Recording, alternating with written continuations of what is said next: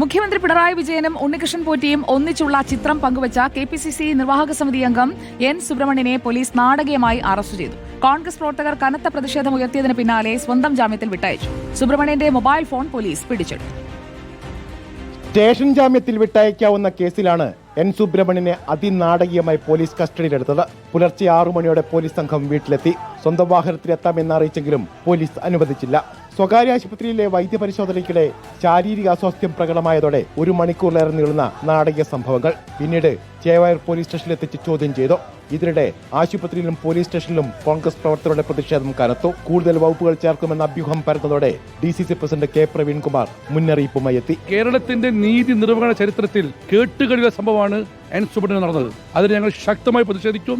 N സുബ്രഹ്മണ്യനൊപ്പം Congress party നിൽക്കും. എന്നോട് ഇപ്പൊ CA പറഞ്ഞാണ് നേരത്തെ സ്റ്റേഷനിൽ വിളിച്ചു വരുത്തി മുടിവെക്കുള്ളൂ.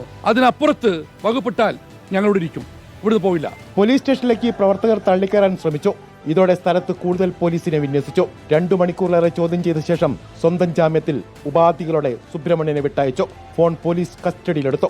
പോലീസ് നടപടി വിവേചനപരമെന്ന് സുബ്രഹ്മണ്യൻ. ദുരൂഹ കേന്ദ്രങ്ങളിൽ നിന്നുള്ള ഇടപെടലുകൾക്കനുസരിച്ച് പോലീസ് കരുവായെന്നും സുബ്രഹ്മണ്യൻ കുറ്റപ്പെടുത്തി. എന്നോട് ആദ്യം പറഞ്ഞ ഒരു സ്റ്റേറ്റ്മെന്റ് വേണമെന്നാണ്. ആ സ്റ്റേറ്റ്മെന്റ് പോലീസ് എഴുതിക്കൊണ്ടിരിക്കുമ്പോൾ ഉന്നതനായ ആരോ CAക്ക് നിർദ്ദേശം കൊടുക്കുകയാണ്, കസ്റ്റഡിയിൽ എടുക്കണം.